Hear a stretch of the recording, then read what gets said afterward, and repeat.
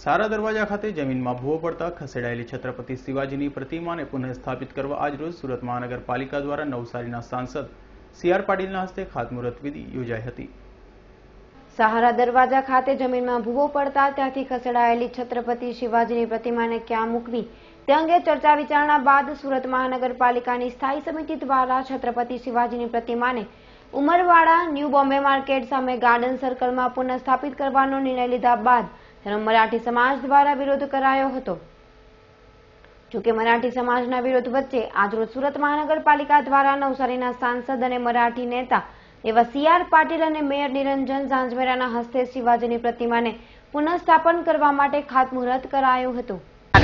છત્રપતિ શિવાજી મહારાજની જે પ્રતિમા વર્ષો પહેલા સુરત સારા દરવાજા મૂકવામાં આવેલી હતી અને સુરતનો રિંગ રોડનો ઓવરબ્રિજ જ્યારે બનાવવામાં આવ્યો તો એ પ્રતિમા નહીં હટાવે તો સારા દરવાજા પહેલા એ ઓવરબ્રિજ નીચે ઉતારવો પડે, એના કારણે ટ્રાફિકની સમસ્યા મોટી ઊભી થાય એવું હતું અને એટલા માટે મહાનગરપાલિકાએ અમારો સંપર્ક કર્યો હતો અને અમે ત્યારે તાત્કાલિક અસરથી એમને એ પ્રતિમાને સાઈડમાં મૂકી હતી અને ત્યારે જ એક ઠરાવ પણ નક્કી કરીને આપવામાં આવ્યો હતો કે અન્ય જગ્યાએ આપણે એ પ્રતિમાની સ્થાપના કરીશું, સારી જગ્યા જ્યાં બતાવશો ત્યાં કરીશું।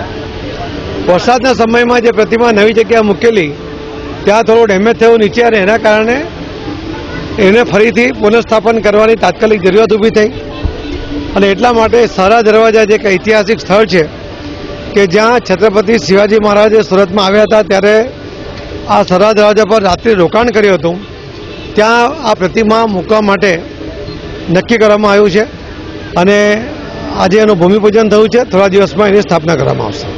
જે રીતે બ્રિજ બનવામાં આવશે ભવિષ્યમાં ત્યાર પછી અહીંયાથી હટવામાં આવશે।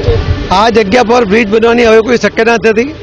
ટેકનિકલી એ ચેક કરાવી લીધું છે કે નજીકના કે ભવિષ્યમાં દૂરના ભવિષ્યમાં પણ અહીંયા બ્રિજ બને એવી શક્યતા જ નથી, રેલવે લાઇન આવવાને કારણે, અને એટલા જ માટે આ જગ્યા પસંદ કરી છે કે ફરીથી એમને હટાવવાની જરૂર નહીં પડે, પણ શહેરના હિતમાં જેટલી વાર હટાવવાની જરૂર પડશે એમાં અમે શિવાજી પ્રેમી બધા જ તૈયાર છે અને જરૂર પડશે તો અમે એમાં કરી હટાવીશું। શિવાજીની પ્રતિમાને પુનઃસ્થાપિત કરવા માટે યોજાયેલ કાર્યક્રમમાં ગુજરાત સરકારના દંડક અજય ચોકસી, મંત્રી, ધારાસભ્યો, નગરસેવકો તથા ભાજપીઓ અને મનપાના અધિકારીઓ ઉપસ્થિત રહ્યા હતા। Bureau report S9 news, Surat.